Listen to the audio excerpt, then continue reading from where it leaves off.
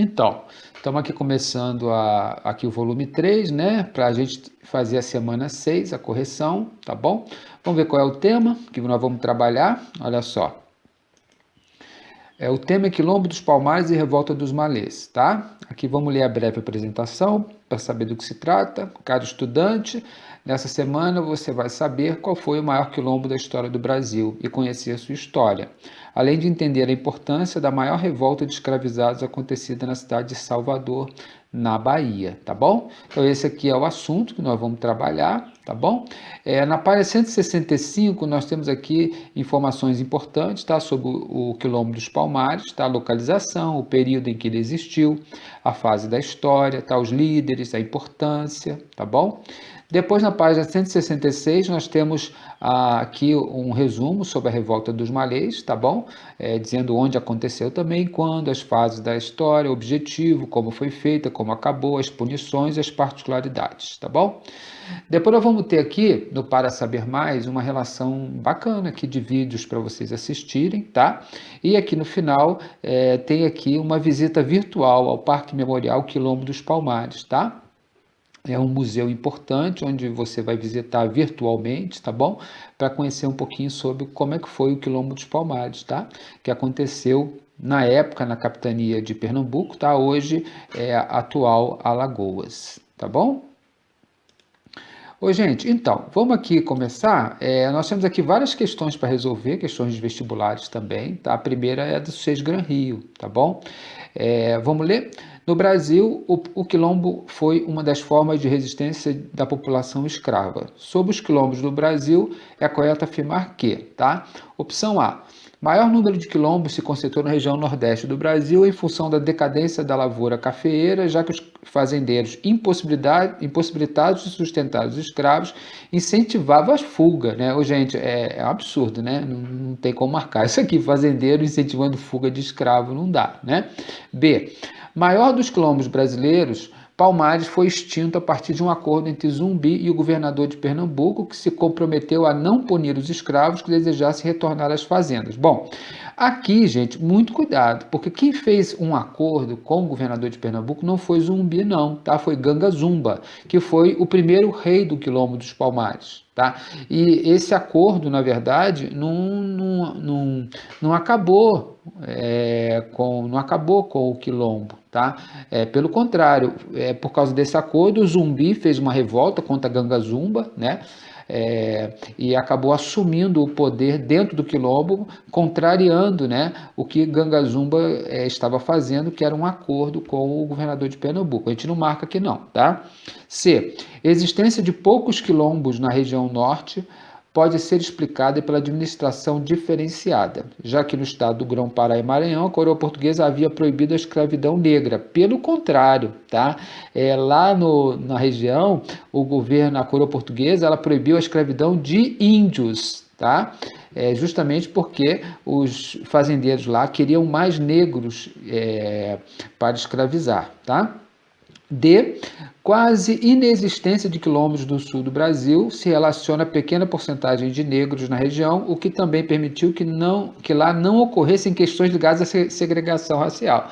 Não, teve quilombo no sul também, né? Tivemos fazendas lá que usavam a escravidão, então a gente não marca essa, tá? E a população dos quilombos também era formada por indígenas ameaçados, é verdade, né? Por brancos pobres, é verdade, que se refugiavam em quilombos, e outros aventureiros e desertores, embora predominassem africanos e seus descendentes. Bacana essa aqui, né? Essa aqui é a opção, então, que a gente vai marcar. Beleza? É importante saber que o quilombo era um espaço de resistência, de luta do povo brasileiro, né? Do povo pobre, não só dos negros, mas a maioria, obviamente, era formada por negros, tá bom? Ex-escravos. Vamos aqui então para a segunda pergunta. A forma mais elaborada de resistência à escravidão se deu por meio dos quilombos. No Brasil, considera-se o mais importante o de Palmares, que Opção A, foi formado exclusivamente por escravos nascidos na África, né? Claro que não, a gente já viu até na questão anterior que não tem nada a ver. B, se formou no final do século XVI, opa, tá certo. Chegou a ter por volta de 20 mil moradores, tá certo. E foi destruído no final do século XVII pela ação de bandeirantes, é verdade. Foi uma expedição, né, do Domingos Jorge Velho, um bandeirante, que junto com militares, né, e uma grande força e armada, né, destruiu o Quilombo dos Palmares. Essa B aqui é que está certa. Vamos ver a C? Se especializou durante todo o século XVI na exploração de metais preciosos. Opa, não. O Quilombo, na verdade, estava numa área, né, Pernambuco era uma área que não tinha metais preciosos. Então essa C a gente não marca. D. Foi constituído no final do século XVIII, foi 18 não, né, gente? É século XVII, né? Século XVII, início mesmo foi no final do século XVI. E contou com o decisivo apoio de importantes senhores de engenho de Pernambuco e da Bahia. Também não tem sentido, né? O Quilombo dos Palmares não contou com o apoio dos senhores de engenho. Pelo contrário, os senhores de engenho pagaram, né, bandeirantes e várias expedições para destruir o Quilombo, tá? Então, a opção a ser marcada aqui é a B, tá? Beleza? Vamos agora para 3, tá? Questão 3, questão da FUVEST, vestibular mais importante do Brasil, da USP, tá? Vamos lá? Em 1694, uma expedição chefiada pelo bandeirante Domingos Jorge Velho foi encarregada pelo governo metropolitano de destruir o Quilombo dos Palmares. Isso se deu por quê? A. Os paulistas, excluídos do circuito da produção colonial centrada no Nordeste, queriam aí estabelecer pontos de comércio. Não, na verdade, o Domingos Jorge Velho era um bandeirante, né? Era um cara que recebia dinheiro, tá? Para caçar índio e negros, tá? Ex-escravos, quer dizer, não tem nada a ver com essa história aqui. B. Os paulistas tinham prática na perseguição de índios, os quais, aliados aos negros de Palmares, ameaçavam o governo com movimentos milenaristas. Gente, movimento milenarista é um movimento religioso, tá? Não tem nada a ver com essa história aqui, tá? C. O Quilombo desestabilizava o grande contingente escravo existente no Nordeste. É verdade. Ameaçando a continuidade da produção açucareira e da dominação colonial. É verdade. O Quilombo, gente, ele era o quê? Ele era um movimento de luta, de resistência contra a dominação, né? Não só dos brancos, dos europeus, né? Então, ele sinalizava o quê? Se o Quilombo crescesse ainda mais, iria se tornar um espaço de grande luta, né, de um movimento que poderia crescer, e isso vai fazer com que os donos da produção de açúcar, né, comecem a ter problemas, porque imagina, todos os escravos fugindo, né, para o Quilombo, isso vai complicar. Então, essa opção C aqui, bacana. D.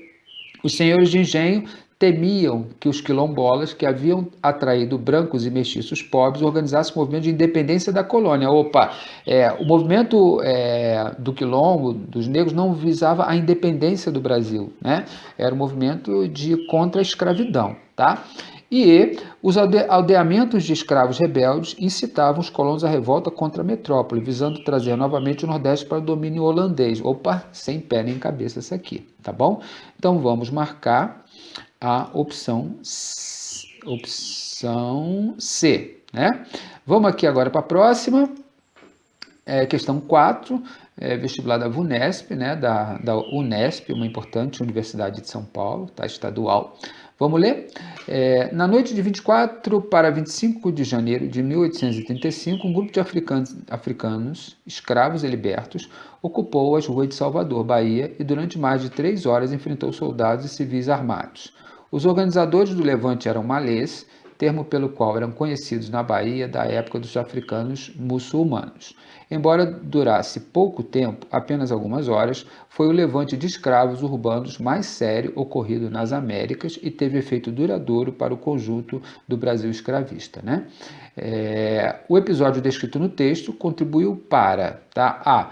A longa duração do tráfico negreiro, revolta de escravos, né?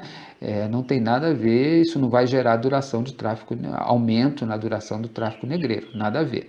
B, a abolição da escravidão, poucos anos depois? Não, gente, a revolta dos malês é 1835, a abolição da escravidão é só em 1888, tá?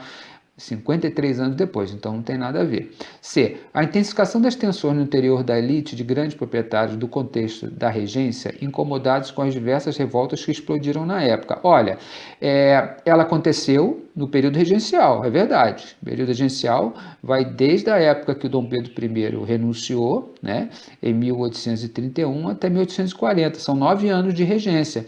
E realmente nessa época vão ter muitas revoltas no Brasil, não só a revolta dos malês. Essa C aqui tá bacana. D.